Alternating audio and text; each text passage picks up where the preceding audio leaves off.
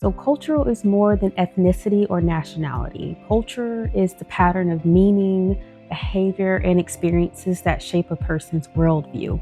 Jesus did not enter the world as a culturalist, neutral figure. He stepped into a specific ethnic group. Evangelism without cultural understanding can feel judgmental, insensitive, or disconnected.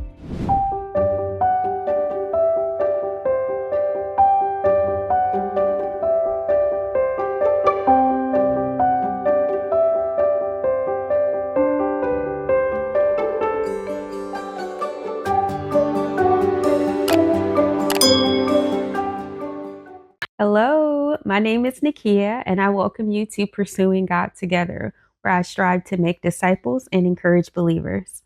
Today, we begin a powerful series on culturally competent Christianity and evangelism, understanding how culture shapes the way we see God, ourselves, and each other, and why this matters deeply for anyone who wants to share Jesus with clarity and compassion.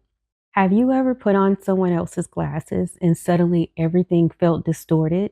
Like it was just too blurry, too sharp, too close, or too far away? The world didn't change, but the lens you were looking through did. Culture functions the same way. It is the invisible pair of glasses each of us wears, shaping how we interpret life, relationships, truth, God, and even the gospel. The challenge is that most of us don't realize we're wearing lenses at all. We assume we see clearly, when in reality, we see through the filters of upbringing, ethnicity, language, trauma, personality, social norms, and life experiences. And when we engage with others, especially when we try to evangelize, we're often speaking from our own lens while someone else listens through theirs. If we don't acknowledge this difference, we risk miscommunication, misunderstanding, and missed opportunities for connection. So that's the whole point of this series. It's designed to help you see clearly, love well, and represent Christ wisely. So let's start by talking about what culture is and why it matters. So, cultural is more than ethnicity or nationality. Culture is the pattern of meaning, behavior, and experiences that shape a person's worldview. It includes language, family patterns, values, communication styles, expectations, fears, and the unspoken rules a community lives by. Everyone has a culture. No one is culture free, not even Jesus. Understanding culture matters because people do not hear the gospel neutrally. They hear it through their story, and if we ignore that story, we risk preaching words people cannot understand. Culture is not the enemy of truth, though. It is the context we must navigate in order to share truth effectively. Now, Jesus, he entered a culture on purpose. John 1:14 says, "The word became flesh and dwelt among us." Jesus did not enter the world as a culturalist, neutral figure. He stepped into a specific ethnic group.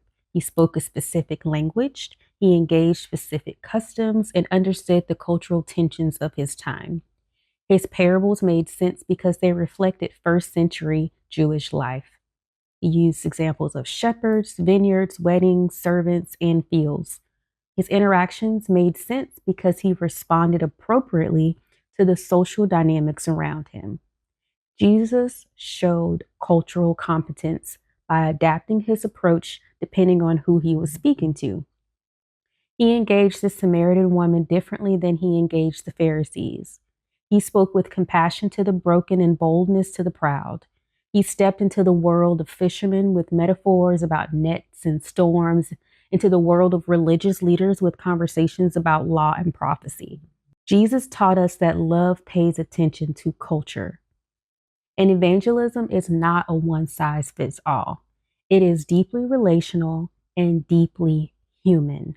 Now, let's review Paul's model of cultural flexibility.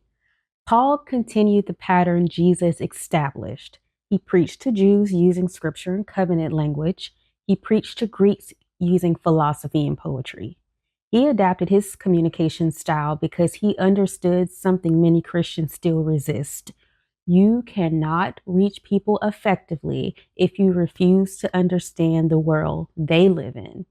In 1 Corinthians 9:22, Paul says, I have become all things to all people so that by all possible means I might save some. Paul did not change the gospel.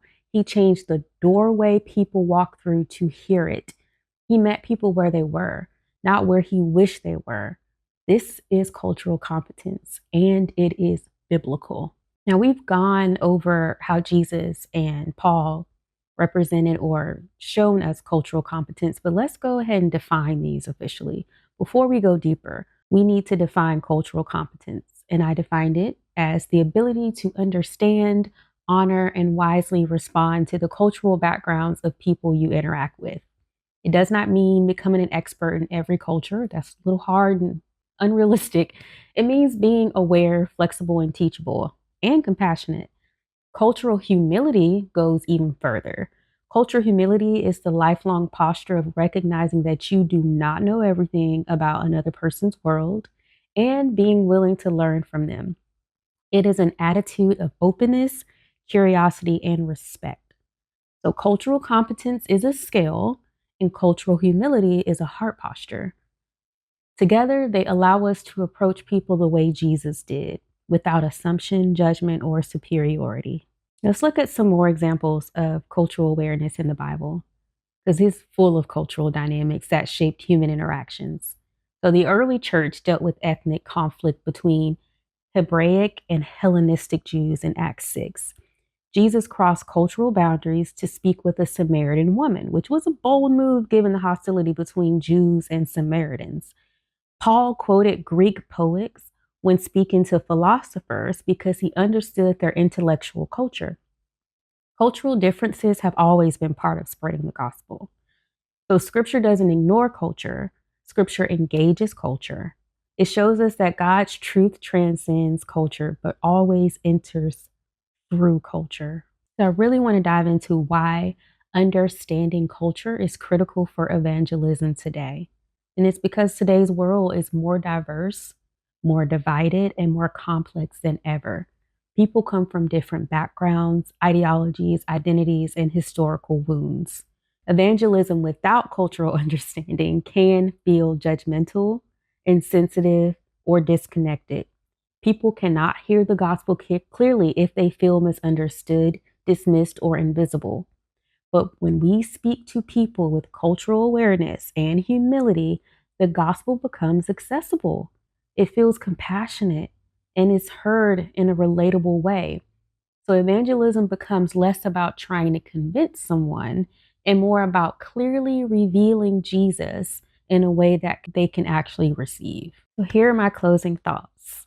Culture is a lens, and we all wear glasses we didn't choose. Understanding culture does not dilute the gospel, it strengthens it. It allows us to love like Jesus and communicate like Paul. When we take the time to learn someone's story, understand their lens, and honor their humanity, we become better ambassadors for Christ. So before we teach, we must learn, and before we correct, we must connect, and before we speak, we must truly see. So thank you so much for joining me today, and I pray this episodes help you understand yourself, understand others, and share the gospel with more clarity, humility, and compassion. I'm Nakia, and this is Pursuing God Together. See you around.